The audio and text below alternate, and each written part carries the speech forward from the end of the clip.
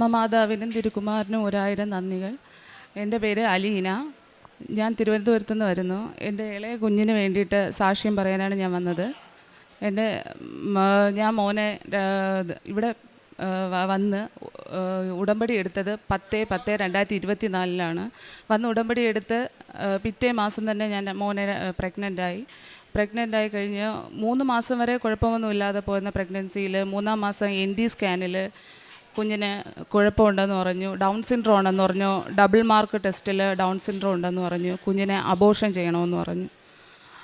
Abortion ചെയ്യണമെന്ന് പറഞ്ഞ് doctor വിളിച്ച് പറഞ്ഞതിന് ശേഷം വല്ലാത്തൊരവസ്ഥയിലായിരുന്നു ഞങ്ങൾ കടന്നുപോയത്.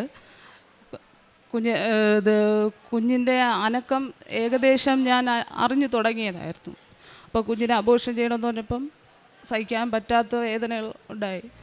5-ാം മാസം എന്നിട്ട് ഡോക്ടർ എൻ്റെ സങ്കടം സഹിക്കാൻ വയ്യ ഡോക്ടർ എൻ്റെ അടുത്ത് പറഞ്ഞു, എങ്കിൽ ഒരു കാര്യം ചെയ്യാം അലീന, ഞങ്ങൾക്ക് ഒരു ടെസ്റ്റും കൂടെ ഞങ്ങൾ ചെയ്യാം. അമ്നോസിൻതസൈസ് എന്ന് പറഞ്ഞു കഴിഞ്ഞാൽ കുഞ്ഞ് കിടക്കുന്ന ഫ്ലൂയിഡ് കുത്തിയെടുത്ത് ടെസ്റ്റിന് അയക്കാം. 1 മാസം കഴിഞ്ഞിട്ട് ടെസ്റ്റിൻ്റെ റിസൾട്ട് വരും. അതും നോർമൽ അല്ലെങ്കിൽ നമുക്ക് വേറെ ഓപ്ഷൻ ഇല്ല, ഇത് ചെയ്തേ പറ്റത്തുള്ളൂ എന്ന് ഡോക്ടർ തീർച്ചയായിട്ടും പറഞ്ഞു. ഞാൻ അമ്മ മാതാവിൻ്റെ അടുത്ത് ഉടമ്പടി എടുത്ത പ്രകാരം ഞാൻ പ്രാർത്ഥിച്ചു. ഞാൻ അമ്മയെടുത്ത് പ്രാർത്ഥിച്ചു, അമ്മേ എൻ്റെ കുഞ്ഞിനൊരു പ്രശ്നമില്ലാതെ എനിക്ക് തന്നു കഴിഞ്ഞ് കഴിഞ്ഞാൽ ഞാൻ മാതാവിൻ്റെ മുന്നേ വന്ന് ഇവിടെ വന്ന് സാക്ഷ്യം പറയാമെന്ന് പ്രാർത്ഥിച്ചു. അതിൽ പ്രകാരം 1 മാസം എന്ന് പറഞ്ഞ റിസൾട്ട് ഞങ്ങൾക്ക് 15 ദിവസം കൊണ്ട് കിട്ടി. റിസൾട്ട് നോർമലായിരുന്നു, കുഞ്ഞിനൊരു കുഴപ്പവുമില്ല, നോർമൽ ബേബിയാണെന്ന് റിസൾട്ട് വന്നു. ഡോക്ടർ പറഞ്ഞു എന്നാലും ഫ്ലൂയിഡ് കുത്തിയെടുത്ത് റിസൾട്ടിന് അയച്ചത് കൊണ്ട് ബെഡ് റെസ്റ്റ് വേണം, കാരണം ഫ്ലൂയിഡ് ചിലപ്പം പോകാനുള്ള സാധ്യതയുണ്ട്, അതുവഴി കുഞ്ഞിന് എന്തെങ്കിലും ആപത്ത് വരും എന്ന് പറഞ്ഞായിരുന്നു.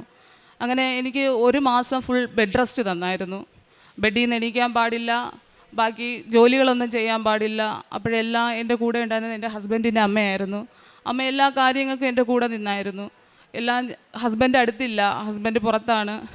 അപ്പോൾ ഈ വിഷമഘട്ടങ്ങളിലെല്ലാം എൻ്റെ കൂടെ നിന്നത് എൻ്റെ അമ്മ മാതാവും ഈ അമ്മയും കൂടെയാണ്, പിന്നെ എൻ്റെ പാരൻസും എല്ലാവരും എനിക്ക് വേണ്ടി പ്രാർത്ഥിച്ചു. എൻ്റെ ഉടമ്പടിയിൽ എനിക്ക് ഇച്ചിരി കൂടെ ആഴപ്പെടാൻ പറ്റി, എനിക്ക് മാതാവിനോട് അടുക്കാൻ പറ്റി. എൻ്റെ പ്രാർത്ഥന കൂടി, ഞാൻ ബൈബിൾ സ്ഥിരം വായിക്കാൻ തുടങ്ങി, സ്ഥിരം ഉടമ്പടി ധ്യാനത്തിൽ പങ്കെടുക്കാൻ തുടങ്ങി. അപ്പോൾ അച്ഛൻ്റെ ധ്യാനത്തിൽ ഗർഭിണികൾക്ക് വേണ്ടി എന്നും അച്ഛൻ ഉടമ്പടിയിൽ പ്രാർത്ഥിക്കുന്നതുണ്ടായിരുന്നു. അപ്പോൾ അച്ഛൻ പറഞ്ഞ് ഗർഭിണികളായിരിക്കുന്ന എല്ലാവരും കൈ വയറിൽ വെച്ച് പ്രാർത്ഥിക്കാൻ പറഞ്ഞായിരുന്നു. അങ്ങനെ ഞാൻ എന്നും പ്രാർത്ഥിക്കും. അപ്പോൾ ഒരു ദിവസം എനിക്ക് പ്രസവത്തോളം എത്തിയിട്ട് നിൻ്റെ പ്രസവം നടക്കാതിരിക്കുമ്പോൾ എന്നൊക്കെ ചോദിച്ചിട്ടുള്ള വചനങ്ങൾ ഇഷ്ടം പോലെ വന്നിട്ടുണ്ട്. നിൻ്റെ ദൈവമായ കർത്താവ് ഞാനാകുന്നു, ഞാൻ നിന്നെ ഒരിക്കലും കൈവിടുകയില്ല, നിൻ്റെ പേര് ചൊല്ലി ഞാൻ വിളിച്ചിരിക്കുന്നു എന്നും പറഞ്ഞ് ഇഷ്ടം പോലെ വചനങ്ങൾ. എനിക്ക് ബൈബിൾ എടുക്കുമ്പോഴെല്ലാം ഇങ്ങനെ ആശ്വാസമായിട്ടുള്ള വചനങ്ങളാണ് എനിക്ക് കിട്ടിക്കൊണ്ടിരുന്നത്. അങ്ങനെ ഞാൻ ഉടമ്പടിയിൽ വിശ്വസിച്ചു, പ്രാർത്ഥിച്ചു. എൻ്റെ കുഞ്ഞിന് ഒരു ആപത്തും വരാതെ എനിക്ക് കിട്ടി. രണ്ടാമത് ഇതിന് മുന്നേ ഞാൻ മോനെ പ്രഗ്നൻ്റ് ആവുന്നതിന് മുന്നേ 2 ദിവസത്തിന് മുന്നേ ഞാൻ മാതാവിനെ സ്വപ്നത്തിൽ കണ്ടായിരുന്നു. മാതാവിനെ കണ്ടു. ഞാനിവിടെ കൃപാസന നടയിൽ നിൽക്കുന്ന 2 വെള്ളി തൊട്ടിൽ കിടക്കുന്നുണ്ട്. ആ തൊട്ടിൽ 2 ഇരട്ട ആൺകുട്ടികൾ. ഈ ആൺകുട്ടികളെ ഞാൻ എടുത്തു വെച്ച് ഉമ്മ വയ്ക്കുമ്പോൾ ഇവിടെ നിൽക്കുന്ന എല്ലാവരും പറയുന്നു, അത് അവിടെ കിടത്ത്, കുഞ്ഞിനെ അവിടെ കിടത്ത്, നിങ്ങൾ എടുക്കാനുള്ളതില്ല, മാതാവിൻ്റെ നടയിൽ തൊട്ടിൽ കിടക്കുന്ന കുഞ്ഞിനെ അവിടെ കിടത്തെന്ന് പറഞ്ഞു. ഞാൻ അവിടെ കിടത്തി. അത് കഴിഞ്ഞ് പിറ്റേ ദിവസം ഞാൻ പ്രഗ്നൻസി ടെസ്റ്റ് ചെയ്യുമ്പോൾ പോസിറ്റീവായിട്ട് വന്നു റിസൾട്ട്. അത് കഴിഞ്ഞിട്ട് പിന്നെ ഈ കുഞ്ഞിന് ഇങ്ങനെ ഒരു പ്രശ്നമുണ്ടെന്ന് അറിയുന്നതിന് 1 ആഴ്ചയ്ക്ക് മുന്നേ ഞാൻ മാതാവിനെ വീണ്ടും സ്വപ്നം കണ്ടു. ഇവിടെ ഞാൻ കൃപാസന നടയിൽ വന്ന് പ്രാർത്ഥിച്ചു കൊണ്ടിരിക്കുമ്പോൾ കൃപാസനത്തിൽ വെള്ളപ്പൊക്കം വരുമ്പോൾ എല്ലാവരുടെ അടുത്തും വീടുകളിൽ പോകാൻ പറഞ്ഞ് അച്ഛൻ പറയുന്നുണ്ട്. അപ്പം ഞങ്ങളെല്ലാവരും പോകുന്നുണ്ട്. അവിടെ ബസ് സ്റ്റോപ്പിൽ നിൽക്കുമ്പോഴത്തേക്ക് ഈ കടലിരമ്പി വരും പോലെ വെള്ളം പൊങ്ങി വരുന്നുണ്ട്. പക്ഷേ എല്ലാവരും നോക്കുന്നുണ്ട്, ആരുടെ ദേഹത്തും വെള്ളം വീഴുന്നില്ല. വെള്ളം വീഴാതെ ഈ വെള്ളം ഇങ്ങനെ പൊങ്ങി മുകളിൽ പോയിട്ട് അതൊരു മഴത്തുള്ളി പോലെ പൊങ്ങി മുകളിലോട്ട് പോകണം, ആകാശത്ത് പോയിട്ട് അതൊരു മേഘമായിട്ട് മാറിയിട്ട് അത് അമ്മ മാതാവിൻ്റെ രൂപമായി. അമ്മ മാതാവിൻ്റെ രൂപമായപ്പോൾ ഞാൻ നിന്ന് പറയണം അമ്മ എന്ന് ഞാൻ കിടന്ന് വിളിക്കുകയാണ്. വിളിച്ചു കഴിഞ്ഞതിന് ശേഷം ഞാൻ വീണ്ടും അമ്മേനെ നോക്കുമ്പോൾ അമ്മയുടെ ഇവിടുത്തെ ഈ രൂപം മാറിയിട്ട് അമ്മയുടെ വേറൊരു രൂപം വന്നു. ആ രൂപത്തിൽ മാതാവിൻ്റെ മൂക്കിന് കുറുകെ ഒരു മുറിവുണ്ടായിരുന്നു. ഞാൻ ചോദിച്ചു, അമ്മയുടെ മുഖത്ത് എന്ത് പറ്റി, എന്തിനാണ് ഈ മുറിവെന്ന് ചോദിച്ചു. അപ്പോൾ അമ്മ എന്നെ നോക്കിയിട്ട് അത് കഴിഞ്ഞിട്ട് അടുത്ത് വരുന്നത് ഈശോയുടെ രൂപമായിരുന്നു. അപ്പോഴും ഞാൻ പ്രാർത്ഥിച്ചു, ഇത് എന്തിനാണ് ഇങ്ങനെ എനിക്ക് കാണിച്ചു തന്നതെന്ന് എനിക്ക് അറിയത്തില്ലായിരുന്നു. അത് കഴിഞ്ഞ് 1 ആഴ്ച കഴിഞ്ഞപ്പോഴാണ് മോന് ഇങ്ങനെ ഒരു പ്രശ്നമുണ്ടെന്ന് ഞാൻ അറിയുന്നതും. അത് കഴിഞ്ഞിട്ട് ഞാൻ വീണ്ടും പ്രാർത്ഥിക്കാൻ തുടങ്ങി. പ്രാർത്ഥനയിൽ ഇച്ചിരി കൂടെ ഞങ്ങൾ ബലപ്പെട്ട് വന്നു തുടങ്ങി. എന്നും പ്രാർത്ഥനയിൽ ഈ നിയോഗം വെച്ച് പ്രാർത്ഥിക്കാൻ തുടങ്ങി. അത് കഴിഞ്ഞതിന് ശേഷം പിന്നെ റിസൾട്ട് നോർമലായി വന്നതിന് ശേഷം പ്രഗ്നൻസി വീണ്ടും ചെറിയ ചെറിയ ബുദ്ധിമുട്ടുകളുണ്ടെങ്കിലും അത് നല്ല രീതിയിൽ തന്നെ പോയി. ഉടമ്പടി വസ്തുക്കൾ ഉപയോഗിക്കുകയും എന്നും തൈലം പൂശുകയും ചെയ്ത് നല്ല രീതിയിൽ തന്നെ പോയിക്കൊണ്ടിരുന്നു. അപ്പോഴാണ് 9-ാം മാസം സ്കാനിങ്ങിന് ചെന്നപ്പം കുഞ്ഞിന് വെയിറ്റ് കൂടുതലാണ്, അതുകൊണ്ട് സെക്ഷൻ ഞങ്ങൾക്ക് നേരത്തെ നടത്തണമെന്ന് പറഞ്ഞു. 1-ാം തീയതി ഡേറ്റ് ഇട്ട് തന്ന്, ജൂലൈ 1-ന് ഡേറ്റ് ഇട്ട് തന്നു. പക്ഷേ ജൂൺ 29 എനിക്ക് പെയിൻ തുടങ്ങി. എനിക്ക് ആദ്യത്തെ പ്രഗ്നൻസി സിസേറിയൻ ആയതുകൊണ്ട് എനിക്ക് പെയിൻ അറിയത്തില്ലായിരുന്നു, ലേബർ പെയിൻ അറിയത്തില്ലായിരുന്നു. വൈകുന്നേരം 6 മണി മുതൽ എനിക്ക് വേദന വന്നു മാറിയും വേദന. അപ്പം ഞാൻ ഈ വേദനയ്ക്കുള്ള ഓയിൻമെൻറ്റുകൾ ഇടുന്നതല്ലാതെ വേറെ ഒന്നും ചെയ്യുന്നില്ല. രാത്രി 2 മണിയായപ്പോൾ ഹസ്ബൻഡ് പറഞ്ഞു, നീ ഇനി വെച്ചുകൊണ്ടിരിക്കേണ്ട, ഹോസ്പിറ്റലിൽ പോകും. അതിന് മുന്നേ ഞാൻ ടോയ്ലറ്റിൽ പോയപ്പോൾ എനിക്ക് ബ്ലീഡിങ്ങും തുടങ്ങിയായിരുന്നു. ഹോസ്പിറ്റലിൽ പോയി ഡോക്ടർ പറഞ്ഞ് ലേബർ റൂമിൽ കയറാൻ പറഞ്ഞ് ചെന്നപ്പോൾ ഹൈ BP ആയതുകൊണ്ട് അവർക്കൊന്നും ചെയ്യാൻ പറ്റാത്ത അവസ്ഥയായിരുന്നു. ഈ BP-ക്കുള്ള ഇഞ്ചക്ഷൻ എടുത്തു കഴിഞ്ഞിട്ട് അവർ ലേബർ റൂമിൽ കയറ്റി. സിസേറിയൻ നടന്നുകൊണ്ടിരുന്ന സിസേറിയനിലെല്ലാം ഞാൻ മാതാവിനോട് ജപമാല ചൊല്ലിക്കൊണ്ടിരിക്കുകയാണ്. എനിക്ക് ബോധമുണ്ട്, ശരീരം മാത്രമേ മരവിച്ചിട്ടുള്ളൂ. ഞാൻ ജപമാല ചൊല്ലി പ്രാർത്ഥിച്ചുകൊണ്ടിരിക്കുകയായിരുന്നു. അത് കഴിഞ്ഞ് ഡെലിവറി നല്ല വൃത്തി കഴിഞ്ഞ് കുഞ്ഞിനെ എനിക്ക് കാണിച്ചു തന്നു. എന്നെ ICUലോട്ട് ഷിഫ്റ്റ് ചെയ്തു. കുഞ്ഞിനെ NICUലോട്ട് മാറ്റി. കുറച്ച് കഴിഞ്ഞതിന് ശേഷം എല്ലാവരെയും, അടുത്ത് കിടക്കുന്ന എല്ലാവരുടെയും മക്കളെ ഫീഡ് ചെയ്യിക്കാൻ കൊണ്ടുവന്നു. എൻ്റെ കുഞ്ഞിനെ മാത്രം കൊണ്ടുവരുന്നില്ല. ഞാനപ്പോൾ സിസ്റ്ററിൻ്റെ അടുത്ത് ചോദിച്ചു, സിസ്റ്ററെ എന്താണ് എൻ്റെ കുഞ്ഞിനെ അത് കുഞ്ഞിന് ഇത്തിരി ബ്രീത്തിങ് ഇഷ്യൂ ഉണ്ട്, കുഞ്ഞിനെ NICUക്കകത്ത് വച്ചേക്കുകയാണ്, കുഞ്ഞിനെ ഇപ്പം പുറത്തെടുക്കാൻ സാധ്യമല്ലെന്ന് പറഞ്ഞു. ഞാൻ വീണ്ടും അവിടെ ഇരുന്നുകൊണ്ട് ഞാൻ പ്രാർത്ഥിച്ചു, മാതാവേ നീ എനിക്ക് തന്നത് വീണ്ടും എന്ത് ഇങ്ങനെയെന്ന് ചോദിച്ചു. ഞാൻ പ്രാർത്ഥിച്ചു. വീണ്ടും അവിടെ ഇരുന്ന് പ്രാർത്ഥിച്ചപ്പോഴത്തേക്ക് എൻ്റെ അടുത്ത ബെഡിൽ അബോഷനായിട്ടൊരു കുട്ടീനെ കൊണ്ടുവന്ന് കിടത്തിയിരിക്കുന്നു. ഞാൻ പ്രാർത്ഥിച്ചിട്ട് തിരിഞ്ഞപ്പോഴത്തേക്ക് അവിടെ കൃപാസനത്തിലെ കൊന്തയും സാധനങ്ങളും അതിനകത്ത് കയറ്റാത്തതാണ്, പക്ഷെ അവിടെ ഇരിക്കുന്നുണ്ട്. ഞാൻ അതെടുത്ത് നോക്കിയിട്ട് ഞാൻ തിരിച്ച് അത് നെഞ്ചിൽ വെച്ച് പ്രാർത്ഥിച്ചിട്ട് ഞാൻ തിരിച്ചവിടെ വെച്ച് കുറച്ച് കഴിഞ്ഞപ്പോഴത്തേക്ക് ഡോക്ടർ വന്ന് പറഞ്ഞു, കുഞ്ഞ് നോർമലായി, കുഞ്ഞിന് കുഴപ്പമൊന്നുമില്ല. കുഞ്ഞിനെ അന്ന് ഞാൻ എന്നിട്ട് പറഞ്ഞു, മാതാവേ എനിക്ക് ഇന്ന് രാത്രി തന്നെ എൻ്റെ കുഞ്ഞിനെ എൻ്റെ അടുത്ത് കൊണ്ടുവരണമെന്ന് പറഞ്ഞ് അന്ന് രാത്രി എൻ്റെ അടുത്ത് കൊണ്ടുവന്ന് കുഞ്ഞിനെ ഫീഡ് ചെയ്യിച്ചിട്ടാണ് തിരിച്ച് കൊണ്ടുപോയത്. അങ്ങനെ നിരവധി അനുഗ്രഹങ്ങൾ മാതാവ് ഞങ്ങൾക്ക് തന്നിട്ടുണ്ട്. അത് കഴിഞ്ഞിട്ട് കുഞ്ഞുങ്ങൾക്ക് ഇപ്പോഴും അധികം മോന് ആ ബ്രീത്തിങ് ഇഷ്യൂ വന്നതല്ലാതെ വേറെ ഒരു പ്രശ്നവും പിന്നെ ഇവന് 7 മാസമായി ഇതുവരെ ഒരു കുഴപ്പവും എൻ്റെ കുഞ്ഞിന് വന്നിട്ടില്ല.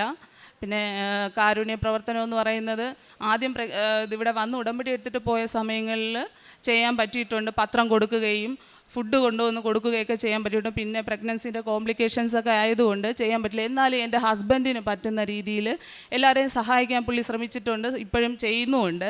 യെശയ്യാ 43:1-3 വരെ തിരുവചനങ്ങൾ. യാക്കോബേ നിന്നെ സൃഷ്ടിക്കുകയും ഇസ്രായേലെ നിന്നെ രൂപപ്പെടുത്തുകയും ചെയ്ത കർത്താവ് അരുളി ചെയ്യുന്നു, ഭയപ്പെടേണ്ട, ഞാൻ നിന്നെ രക്ഷിച്ചിരിക്കുന്നു, നിന്നെ പേര് ചൊല്ലി വിളിച്ചിരിക്കുന്നു, നീ എൻ്റേതാണ്. സമുദ്രത്തിലൂടെ കടന്നു പോകുമ്പോൾ ഞാൻ നിന്നോട് കൂടെ ഉണ്ടായിരിക്കും, നദികൾ കടക്കുമ്പോൾ അത് നിന്നെ മുക്കിക്കളയുകയില്ല, അഗ്നിയിലൂടെ നടന്നാലും നിനക്ക് പൊള്ളൽ ഏൽക്കുകയില്ല, ജ്വാല നിന്നെ ദഹിപ്പിക്കുകയുമില്ല. ഞാൻ നിൻ്റെ ദൈവമായ കർത്താവും രക്ഷകനും ഇസ്രായേലിൻ്റെ പരിശുദ്ധനുമാണ്. അലീന എന്ന ഈ മകൾ തൻ്റെ 2ാമത്തെ കുഞ്ഞിന് ഗർഭവതിയായിരിക്കുന്ന നാളുകളിൽ ഡോക്ടർമാർ പറഞ്ഞ വളരെ ഗുരുതരമായ ആരോഗ്യ വിഷയങ്ങളിൽ അമ്മ മാതാവിൻ്റെ അരികിൽ ശരണപ്പെട്ട് പ്രാർത്ഥിക്കുകയും ഉടമ്പടി തൈലവും ഉടമ്പടി ഉപ്പും ഉപയോഗിച്ച് നിരന്തരം ആ ഗർഭകാലം മുഴുവനും അമ്മയുടെ കരങ്ങളിലേക്ക് ഉദരത്തിലുള്ള കുഞ്ഞിനെ ഏൽപ്പിച്ചു കൊടുക്കുകയും ചെയ്തതിൻ്റെ സാക്ഷ്യമാണ് നമ്മോട് പങ്കുവച്ചത്. മകൾ സൂചിപ്പിച്ചു, അബോർഷൻ വേണമെന്ന് തുടർച്ചയായി ഡോക്ടർമാർ പറഞ്ഞുകൊണ്ടിരുന്നു. അപ്പോഴൊക്കെയും അമ്മയുടെ കരങ്ങളിൽ കുഞ്ഞിനെ ഏൽപ്പിച്ചു കൊടുത്ത് അമ്മ മാതാവ് ഡൗൺ സിൻഡ്രം ആണെങ്കിലും ആരോഗ്യ വിഷയം എന്തു തന്നെയാണെങ്കിലും പൂർണ്ണമായി സൗഖ്യപ്പെടുത്തി ഈശോ ഈ ആരോഗ്യമുള്ള കുഞ്ഞിനെ നൽകുമെന്ന പ്രത്യാശയോടെ മുന്നോട്ട് പോയി. ആ ഡെലിവറിയുടെ നാളുകളിലും ഏറെ ക്ലേശം മകൾ അനുഭവിച്ചപ്പോഴും അല്പം പോലും പതറാതെ പൂർണ്ണമായും അമ്മയുടെ കരങ്ങളിലേക്ക് മകളുടെ ജീവിതം ഏൽപ്പിച്ചു കൊടുക്കുന്നുണ്ട്. ഡെലിവറിക്ക് ശേഷം കുഞ്ഞിന് ആരോഗ്യ വിഷയങ്ങളുണ്ടെന്ന് നഴ്സുമാർ അറിയിക്കുമ്പോഴും തൊട്ടടുത്തുള്ള കട്ടിലിലുള്ള ആ കൃപാസനം പത്രവും അമ്മ മാതാവിൻ്റെ ജപമാലയും എടുത്ത് വായിക്കുവാനും ജപമാല ചൊല്ലുവാനും അമ്മയുടെ കരങ്ങളിൽ തന്നെ ഏതവസ്ഥയിൽ കുഞ്ഞിപ്പോഴാണെങ്കിലും അത് സൗഖ്യത്തിലേക്കും ഈ അടുത്ത മണിക്കൂറുകളിൽ തന്നെ എൻ്റെ നെഞ്ചിലേക്ക് കൊണ്ടുവരുവാനും അമ്മ മാതാവിനരികിൽ ഏൽപ്പിച്ചു കൊടുത്ത് പ്രാർത്ഥിക്കുകയും അന്ന് ആദ്യമായി പാല് കൊടുക്കുവാനായി കുഞ്ഞിനെ തൻ്റെ അരികിൽ എത്തിച്ചതിൻ്റെ സാക്ഷ്യമാണ് ഈ അൾത്താരയിൽ പങ്കുവച്ചത്. പ്രിയമുള്ളവരെ, ജീവിതത്തിൻ്റെ കാഠിന്യമേറിയ അനുഭവ തലങ്ങളിൽ ഏറെ ക്ലേശിച്ച് നമ്മൾ തന്നെ തകർന്നു പോകുന്ന ജീവിതത്തിൻ്റെ ദുരിത നിമിഷങ്ങളിൽ അമ്മയിൽ ആശ്രയിച്ചാൽ അമ്മ ചേർത്ത് പിടിച്ച് പേര് ചൊല്ലി പിടിച്ച് സൗഖ്യം നൽകി ആരോഗ്യവും ശുഭകരമായ ഭാവിയും ഒരുക്കി നമ്മുടെ ജീവിതത്തെ സംരക്ഷിക്കുമെന്ന് ഈ മകൾ ഈ അൾത്താരയിൽ സാക്ഷ്യപ്പെടുത്തുകയാണ്. എല്ലാ ഭാരവും നീക്കിക്കൊടുത്ത് പൂർണ്ണാരോഗ്യമുള്ള കുഞ്ഞിനെ കൊടുത്തുകൊണ്ട് അമ്മയുടെ പ്രത്യക്ഷീകരണത്തിൻ്റെ സാക്ഷിയായി ജീവിക്കുവാൻ കുടുംബത്തെ കൂടുതൽ ബലപ്പെടുത്തി ഈ അൾത്താരയിലേക്ക് അമ്മ ചേർത്ത് വയ്ക്കുകയാണ്.